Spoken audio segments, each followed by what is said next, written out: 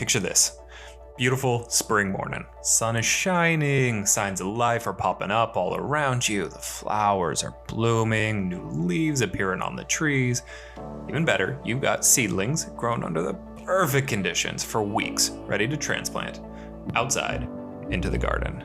You plant them into the ideal spot, you water generously, and you walk away. Let Mother Nature do her thing, right? Ooh, only to find burned or dead plants the next day. Okay, that was super dramatic, sorry. But transplant shock is real and it can suck. So even if it feels maybe a little bit silly to gently ease your plants into a life in the dirt and sun outside where presumably they belong, you should do it anyways. Because hardening off, as annoying as it can be, and it can be annoying, is really a requirement for any plant grown under controlled conditions like those in an indoor seedling rack or in a greenhouse. And I think it makes sense when we look at the numbers, right? So check for yourself. Grab an app on your phone like Photon. Check your par values inside in your seedling rack or out in your greenhouse, whatever it is, and then compare those par values to a sunny day outside. And what you're gonna find probably is that there's an enormous discrepancy.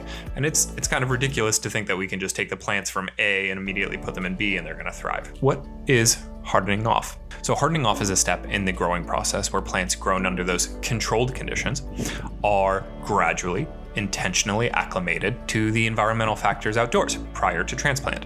So factors like strong sunlight, wind, wider temperature bands, fluctuation in temperature, right? So not just lower lows and higher highs, but more of everything in between in a shorter period of time. And even humidity levels. Hardening off is achieved by slowly increasing the duration and intensity of exposure to these factors over a period of multiple days or even weeks at times. Basically, hardening off allows seedlings to build up their natural defenses in a manner that doesn't stunt or halt long-term growth, even though short-term growth is intentionally impacted. If you'd like to learn a little bit more about the biology going on during hardening off, I'll include a good link in the description that just helped me understand everything. Now, how to harden off your plants prior to transplant, right? That's what we're all here for. The traditional method for hardening off plants is pretty simple. Place your seedling trays outside for a short window of time during the day and increase the duration until your plants are ready for transplant. Usually, that translates to a schedule with linearly increasing exposure duration. So something like this.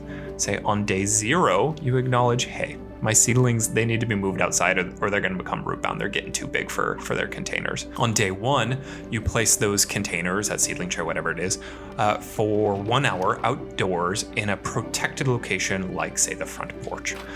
Day 2, 2 hours in that same location. Day 3, 3 hours, same location. You get the idea. Then maybe on day 4, we say, all right, we're gonna do 4 hours, but we're gonna do it in a dappled sun location. So increasing some of the intensity of those factors. And then day 5, maybe 5 hours, same location. Day 6, you get the idea. And then say day 7, we're gonna move those containers to the location where they're actually gonna be transplanted to, or a similar location. We're gonna do 6, 7 hours out there, and then 8 hours out there, then 9 hours, basically the whole day, right?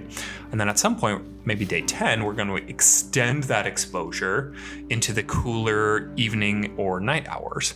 And then maybe on day 11, we actually allow those trays to sit outside overnight. Day 12, we transplant. Does it need to look exactly like that? No, but that's a pretty good guide for how a conservative approach to hardening off might look.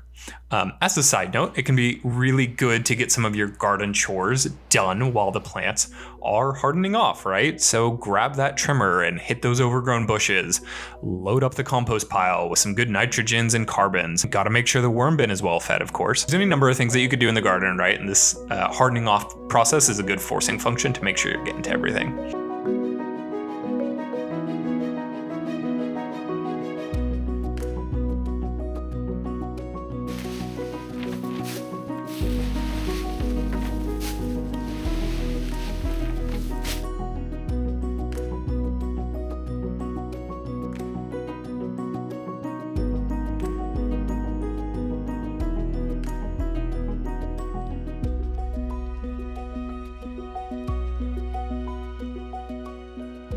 the end of the day, a lot of us, myself very much included, are going to consider that kind of drawn out schedule, 12 days, starting with only 1 hour on the first day.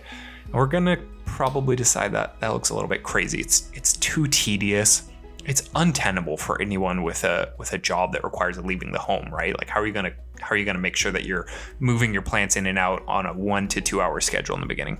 It really is annoying, and it can be totally undoable when you have a ton of containers and you just don't have the time for it. So luckily, there are some really good ways to short circuit the whole process and make it less painful and much quicker if you are willing to accept some risk of damage to your plants. Not a lot of risk. In general, works just fine for most people, but you might get a little bit of sun scalding compared to the more conservative approach. All right, strategies to shorten the hardening off stage. The first, easiest, and most impactful way to shorten the whole process is just wait for an overcast day. Just check your local weather forecast and look for a day or two of overcast weather. Not too hot, not too cold, Goldilocks weather. That way you can leave the plants outside for multiple hours from the start rather than starting with just 1 hour, right? Now, if the timing doesn't work out, you just don't have any Goldilocks weather days coming up, you can also try elevating your containers so that there is less heat loss via contact with the ground. A potting table works great with this, although I've had to get a little bit creative with a tall bush at times. I can't say that I recommend it, but you get the idea. A lot of times with hardening off, we are mostly worried about the strength of the sun, right? That strong sunlight, that high heat. In that case, a small section of gardening shade cloth can basically imitate that intermediary world between full indoor conditions and full sun exposure. Tips for a smooth hardening off phase, regardless if you go with the conservative approach or if you go with a sort of an expedited approach using an overcast day. First tip, make sure the seedlings are never drying out. In my experience, the sudden need to water more often because your plants are sitting out in the sun is a bigger gotcha and more likely to cause damage than the actual the heat and light coming from the sun. Continue watering from the bottom in the trays outdoors or indoors, unless you do get one of those nice overcast days, in which case I like to sort of start gently watering from above a little bit as well, particularly if that's how they're going to be watered once they're actually transplanted into the ground. At the end of the day, what we're trying to do here is slowly, gradually imitate the conditions that they're going to face in a week, right, when we transplant them into the garden. Now, you're also going to want to make sure that you keep an eye out for whitening or silvery discoloration. Look for little spots on the leaves where the green is fading out.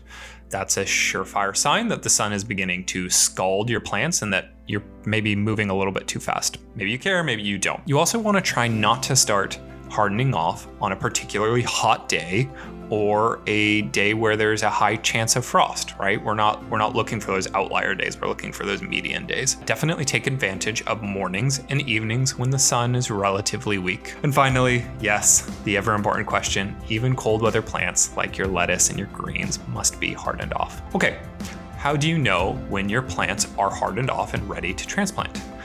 The most surefire way to be sure that your plants are ready is to simply follow the more conservative, long drawn out schedule, the one that we outlined at the beginning, right? That's particularly true if it's your first year transplanting seedlings outdoors and you want to just be a little bit more careful. If you do have a little bit more experience with this process, or maybe it's your second round of the season, you can begin feeling, like physically touching, almost like pinching your plant leaves, and you're looking for significantly thickened leaves that are ready to withstand the harsher conditions in the garden. Effectively, what you're doing is you're feeling for that wax layer on the leaves to have been built up enough that it's obvious to the touch. Once you feel confident that your plants are ready to make the big move outdoors, try to transplant on a mild day. Okay, that's it. Not so bad, right? Happy planting. Okay, I just want to show what becoming root bound can do to a plant. So this is a plant that was started literally a month or so earlier than these ones that we're hardening off right now. And you can see it's really basically no bigger, maybe a tiny bit bigger, but for the most part, it's about the same size as these ones that were started about a month after. Now, it's a lot stronger because it's been sitting out in the yard, effectively hardening off for, a month, whatever it is, a number of weeks. But let's compare that to the ones we actually got into the ground at the right time. So you can see they're much larger. They have many more leaves. They're very strong, and they're much deeper green. All right. So just compare this to the size of my hand. And even this is growing kind of slow because it's very cold at night here still. And that is slowing the overall growth. And then again, let's compare it to this one I let get just super root bound.